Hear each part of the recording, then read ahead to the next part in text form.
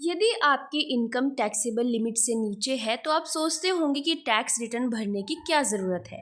लेकिन financial experts का कहना है कि यह एक समझदारी भरा कदम है। नील आईटीआर यानी जब आप कोई टैक्स नहीं देते तब भी रिटर्न भरना आपके फायदे में हो सकता है। इनकम टैक्स रिटर्न भरने का वक्त आते ही लोग जल्दी जल्दी फॉर्म भरने लगते हैं। जो टैक्स भरते हैं उनके लिए तो ये ज़रूरी होता ही है, लेकिन एक बड़ा हिस्सा ऐसा भी है जिनकी कमाई टैक्स के दायरे में नहीं आती। तो क्या उन्हें भी आईटीआर भरना चाहिए? तो आज की इस वीडियो में हम इसी टॉपिक पर बात करने वाले हैं। सो हेलो फ्रेंड्स, मेरा नाम है निशु और आपका स्वागत है मेरे यूट्यूब चैनल पर। अगर आप मेरे चैनल पर नए हैं तो मेरे चैनल को सब्सक्राइब करना ना भूलें। वीडियो पसंद आए तो एक लाइक जरूर करें। सैलरी तो है लेकिन इनकम कम है, टैक्स देना नहीं पड़ता, फिर आईटीआर भरने की जरूरत क्यों पड़े? साफ शब्दों में कहें तो अगर टैक्स नहीं भी देना है तब भी आईटीआर भरना आपके लिए फायदे का सौदा हो सकता है। इसे नील आईटीआर कहा जाता है और इसके कई फायदे हैं। सबसे पहले तो बात करते हैं कि आखिर क्या होता है ये नील आईटीआर। अगर आपकी सालाना कमाई इतनी कम है कि उस पर टैक्स बनता ही नहीं तो आप नील आईटीआर फाइल कर सकते हैं। मतलब ऐसा रिटर्न जिसमें दिखाया गया हो कि कोई टैक्स नहीं बनता। ये कानूनी तौर पर जरूरी नहीं है, लेकिन इससे आपको कई फायदे मिल सकते हैं, खासकर तब जब आप भविष्य में कोई बड़ा फाइनेंशियल फैसला ले, जैसे लोन लेना, वीजा अप्लाई करना या टैक्स रिफंड पाना चाहते हो। अब बात करते हैं कि नील आईटीआर भरने से कौन से आपको फायदे मिल सकते हैं। तो सबसे पहले है रिफंड मिल सकता है। फ्रेंड्स, कई बार बैंक इंटरेस्ट या फ्रीलांस पेमेंट पर पहले से टैक्स कट चुका होता है। अगर आपने आईटीआर नहीं भरा तो वो पैसा वापस नहीं मिलेगा। आईटीआर फाइल करेंगे तो रिफंड क्लेम कर सकते हैं। और दूसरा फायदा ये है कि फाइनेंशियल रिकॉर्ड मजबूत होता है।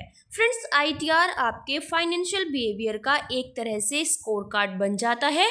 जब आप लोन या वीजा अप्लाई करते हैं तो बैंक और एम्बेसी यही देखती है। और थर्ड है भविष्य में हुए नुकसान की भरपाई।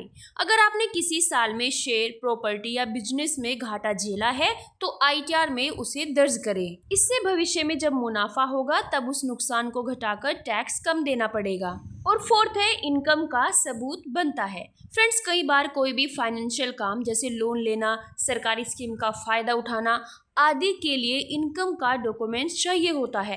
आईटीआर उस वक्त आपकी कमाई का पक्का सबूत होता है। और नेक्स्ट है कानूनी तौर पर सुरक्षित रहते हैं। भले ही आप टैक्स के दायरे में नहीं हैं, लेकिन आईटीआर भरने से सरकार को ये बात ऑफिशियली पता चल जाती है। इससे आपको किसी भी लेटर्स, नोटिस या ऑडिट से बचाव मिल सकता है। और नेक्स्ट है लेट फाइलिंग पर भी नहीं लगेगा फाइन। फ्रेंड्स, अगर आप नील आईटीआर फाइल कर रहे हैं और टैक्स नहीं बनता तो लेट फाइलिंग पर कोई जुर्माना नहीं लगेगा, लेकिन समय पर फाइल करना हमेशा बेहतर होता है ताकि रिफंड या दूसरी सुविधाएं जल्दी मिले। अब बात करेंगे कि आपकी कितनी कमाई पर टैक्स नहीं लगता। फ्रेंड्स, जब आप इनकम टैक्स रिटर्न भरने की बात करते हैं तो सबसे पहले ये जानना ज़रूरी होता है कि आपकी इनकम टैक्स के दायरे में आती भी है या नहीं। इसके लिए सरकार ने एक बेसिक छूट सीमा तय की होती है, जिसका मतलब है अगर आपकी सालाना कमाई इस तय सीमा से कम है तो आपको टैक्स देने की ज़रूरत नहीं होती। ये सीमा आपकी उम्र और इस बात पर निर्भर करती है कि आपने टैक्स भरने के लिए कौन सी रिजीम चुनी है, ओल्ड रिजीम या फिर न्यू रिजीम। अगर आपने ओल्ड रिजीम चुनी है तो 60 साल से कम उम्र वालों को 2.5 लाख तक की कमाई पर टैक्स नहीं देना होता। वहीं 60 से 79 साल के लोगों को 3 लाख और 80 साल से ऊपर वालों को 5 लाख तक की इनकम पर कोई टैक्स नहीं देना पड़ता। दूसरी तरफ अगर आपने न्यू रिजीम को चुना है तो उम्र चाहे कोई भी हो, हर किसी को 3 लाख तक की इनकम पर टैक्स से छूट मिलती है।